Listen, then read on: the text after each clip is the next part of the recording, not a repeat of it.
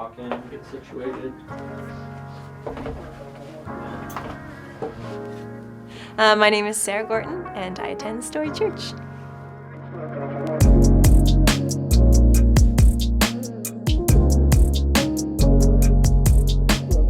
It didn't make any sense. It was like I lived in Marietta, I worked in Paris, and this was like an hour away from there. And I'm like, but hey Lord, like you're giving me opportunity to step out in faith and really try to live the Great Commission, making disciples and being a part of that vision. And it was leaving a town that I grew up in, but I felt like the Lord, saying, just calling me to so much more.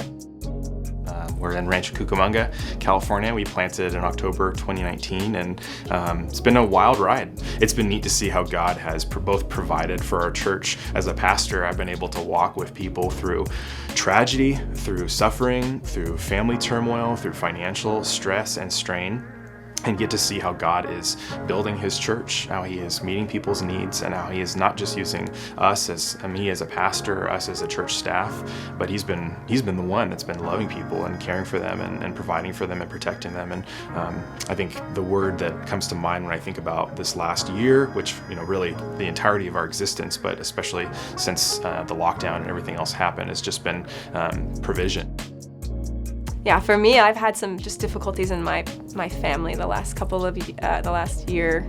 And so during that time, there were some nights where I was just kind of in pieces and brokenhearted over things that were going on in my family. And to be able to pick up the phone and say, hey, I need to talk, I need help, and to go and even be with people in my home group, and just they would put their arms around me, pray with me, encourage me, and they really are my family.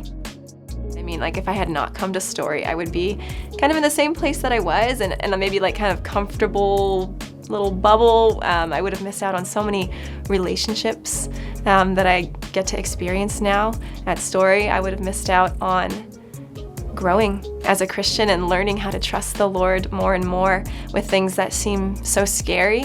He calls us to do those things because he wants us to grow, and he wants us to be even freed from things like worry and fear and things that keep us from knowing him more.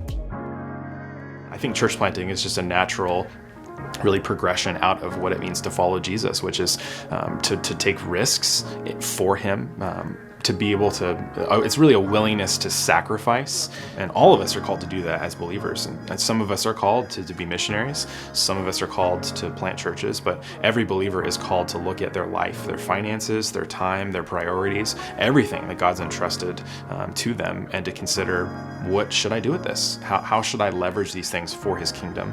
And he will sustain you. He will. It's been challenging for me. It's been scary. It's been frustrating. It's been discouraging. It's been a lot of things, but it's also been joyful. It's been filled with hope.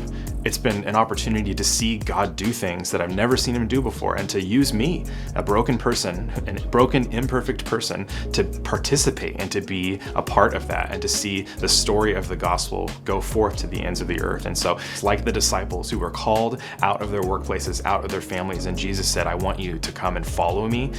Their journey wasn't easy, but it was beautiful and it was incredible because they got to walk with Jesus. And church planting is like that. It's beautiful, it's incredible, and it's scary, but you're walking with Jesus, participating in the advancement of his kingdom on this earth.